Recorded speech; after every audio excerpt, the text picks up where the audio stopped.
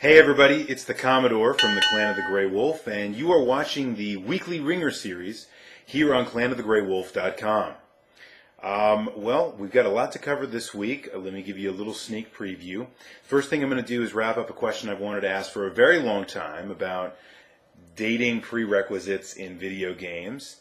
Then I'm going to talk about some of the many great contributions from the community this week. I will give you my thoughts as I always do and give you a few examples maybe from my history that some of you might find interesting, although no promises, as always, on the Weekly Wringer. And then I'm going to ask you all a question. I'm going to get to the tabletop lack that we've had here, not only maybe on the Weekly Wringer, but on the site for a little while. So I'm looking forward to all of you tabletoppers getting ready to rock and roll with me this week. All right, so last week, you'll recall, I actually asked a question about using video gaming as a prerequisite for dating, and maybe in retrospect that wasn't the greatest terminology. Maybe I should have just put video gaming in relationships, period. I don't know. Maybe if I asked it again, I might ask a little bit differently, because some of you had a tremendous amount of knowledge to talk about with dating. Some of you don't care about dating at all, so it's not a big deal. And some of you are just are already married, and dating is kind of a thought of the past. So maybe I would have asked it a little bit differently, but that's okay. I asked it the way I asked it, and we're going to keep going through it. Didn't stop you guys from answering in many diverse and wonderful ways, and that's what I want to talk about now. So let's see where to begin. I've got as usual, I've got a set of notes here that help me kind of remember what the heck I want to say. So yeah, if you see me looking down like this, I'm just trying to keep up with my notes on it. So Smooth42 talked about something I think needs some highlighting, and that is that it's not that dating necessarily is a prerequisite. That gaming is necessarily a prerequisite for gaming, but that in relationships we tend to flock to people that have similar interests to us.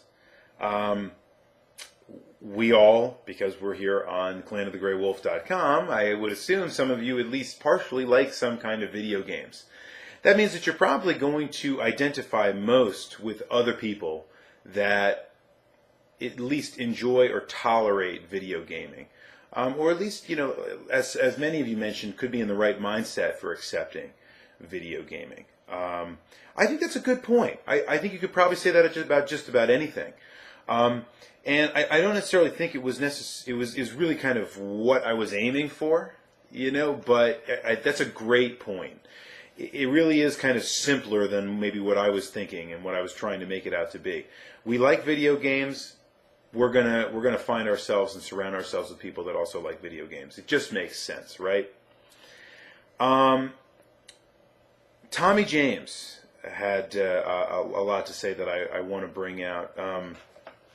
By the way, I think Tommy James might get the award for making me laugh hardest out loud this week, although it would probably be a tie between him and Ninto55.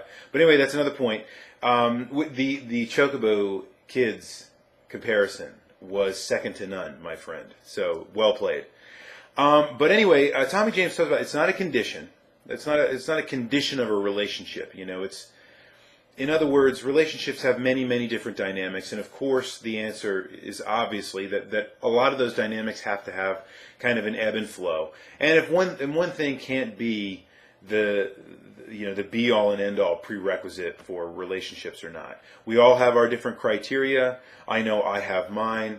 I'm sure all of you have yours. Some of you even talked about what yours might be. But video gaming is not one of them for many of you. So, and what Tommy James is saying is that it shouldn't be, which I think is absolutely correct.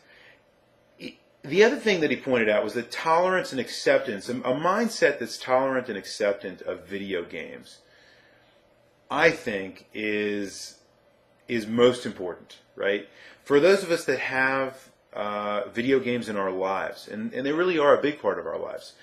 Even if we don't spend every waking moment trying to play games, and I am the first and probably best example of this. I used to play games a whole lot, but it's never been the biggest thing in my life. It's one of the things that I do, but I have many things that I do. And, you know, that's going to be a tapestry, right, within which I think another person can kind of bounce off and dwell. And as Tommy James pointed to, really jumping off for other creative ventures as well that maybe you never would have had before. I know that's definitely happened with me with other things that I love to do. So I wanted to point that out. And then I also wanted to say for GRA 007, brought up an interesting point, and I'll add to it. The idea of using video games as a kind of cooperative measure, right? And even if it's not cooperative, it could be a passive cooperation. But I find that a lot of times I do want to be by myself when I play video games. That is how I get the most fun with it. I'm not with other people, you know, whatever the case might be. But I really, really enjoy, I think the most fun I've ever had playing games is with other people in the same room. Not even necessarily people that are playing with you far, far, far away, but being with people in the same room. I think there's a unique experience to that. You know, it's like watching a movie over in the theater, and then somebody watches it, you know, somewhere else, and then you go to talk about the movie together. It's never the same as kind of if you were there in that moment seeing it at the same time, right? But GRA 007 brought up a great point, which is that a lot of times one of the things that we like to do is, and one of my favorite video gaming, I guess, activities is when someone's playing and someone's watching. And it kind of becomes this cooperative process where, you know, the person next to you will help you. You know, oh, you got to go back and why don't you try shooting that thing, or try doing this, and you know, or they actually pick up the controller and maybe beat a level that you can't beat, or you work together to try to figure something out. And I have found some of my favorite game moments really work that way. So I think that's a great point to highlight. Even if your significant other likes to play games, doesn't like to play games, they can still interact with the things that you like to do, because video gaming is so cinematic now. And it's so, I think, deeply immersive and involving that people can get involved without having to be great gamers. And I know from my standpoint, a lot of time, what I love to do is just be there with a crowd. One of the things that my friends and I like to do sometimes is get together, get a one-player game, and then just beat it. You know, kind of one person at a time, pass the controller. Everybody else is just having a drink or, you know, getting a snack while one person's playing, and we just kind of switch around until we beat something. I think that's a great way to get through something. It's a great way to use video gaming to bring people together. Use video gaming as something to do that really helps you come together as a couple or as friends or whatever relationships you're talking about. So that was a great point.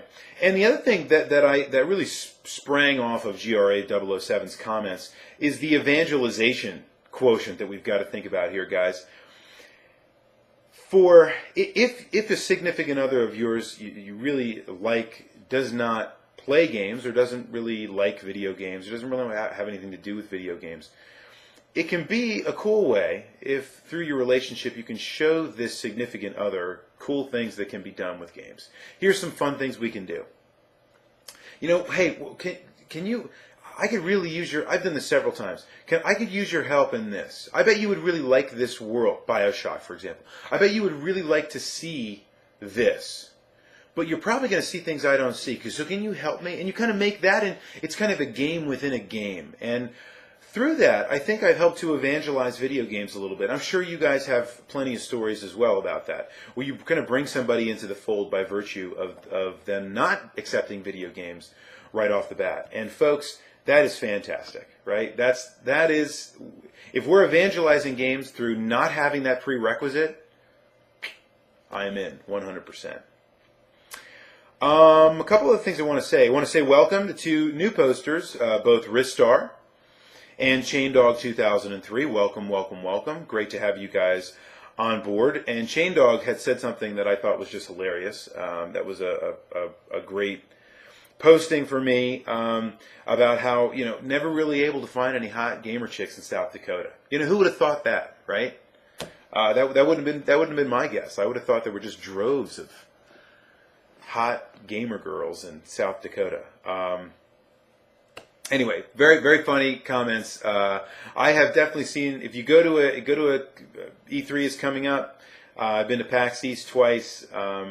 Gaming conventions, you find out that there are plenty of members of the opposite sex that play games that are very attractive. You just find that out, so just keep that in mind, guys.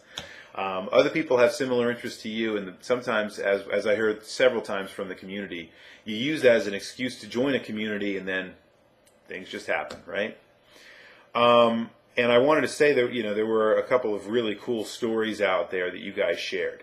I loved the stories of kind of dating and how people met each other and all these things. I love that stuff, guys. That's really cool to have on the Weekly Ringer. I'm very glad that my question evokes those kinds of things from you, and I'm very thankful that you guys share that with all of us. So thank you for that.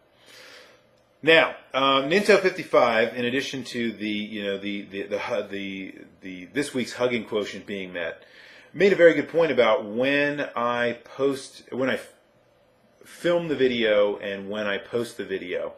And I thought I'd give you a little insight into that because I don't want anybody to feel like they're getting left out. First and foremost, I don't stop reading the Weekly Ringer posts after I've recorded the video and posted the video. So don't ever think that I haven't read your comment. Now, I will tell you this, though.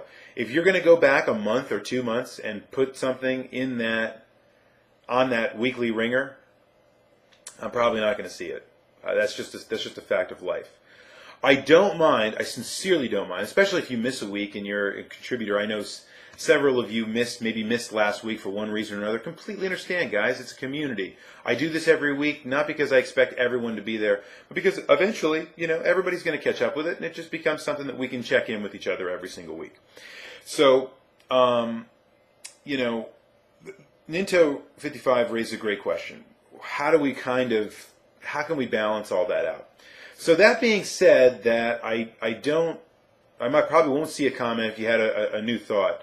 There are a couple things I want to say. First and foremost is I almost always keep checking a Weekly Ringer, an old Ringer, for at least probably a week or even 2 weeks to come. So if even after a video has been posted and the next one's already out, usually posting on the last one, I'm usually paying attention to those and read everything. So if you think I haven't read it, I probably have, if it's within the last week or two. So don't worry about that. The way that things normally work for me, I record the video generally on Sunday evenings, and I post it generally as it renders all night. I then go and post it on Monday morning. And depending on how much time I have to edit, I'll actually throw in pictures and stuff like that. I haven't had a lot of time for that, guys, and I apologize, but many of you seem to enjoy the vlog format. So I haven't been worrying about that. If any of you are missing that kind of stuff, you just let me know. But otherwise, the rest of you are just like, you hit the movie and then you like close the window and just listen to me talk for a while, which is fine. That's okay. I understand. You don't want to look at my face just blabbering on over here. It's all right. Anyway, I'm sorry I don't offer more graphics, but that's generally how it works. So I record Sunday evening, Sunday night. I post them on Monday morning or Monday afternoon, depending on how busy things are. If I have upload issues, usually I set things to upload, and sometimes they don't work, and so I have to come back later that night and do it. Generally, the Weekly Ringer, we've discussed it at the website, is always going to be a Monday phenomenon. It started as a Friday phenomenon. It's now evolved into a Monday phenomenon. I like that much better. So that's how it works. Now, to your question, Ninto 55, should I put a post in there? I'm going to consider the idea that you talked about, which is I need time to think about it, to be honest. But considering just throwing a comment in under the Weekly Ringer saying, hey guys, I just finished recording the video. You can continue to comment, but it's not going to be mentioned in the video, right? I'm still going to read it, but it's not going to go into the video, right? That's definitely happened, but that's okay. There's nothing wrong with that. Unless you want to get mentioned in the video, in which case you kind of eliminated your possibility. But the other option, guys, is to create a forum topic about it. And I promise you, if you create a forum topic with the Weekly Ringer or something that we've talked about in the Weekly Ringer, if you make me aware of it, I will not only mention it in the video, I will link everybody to it, and I will respond to it in kind on my own. So you have my word about that.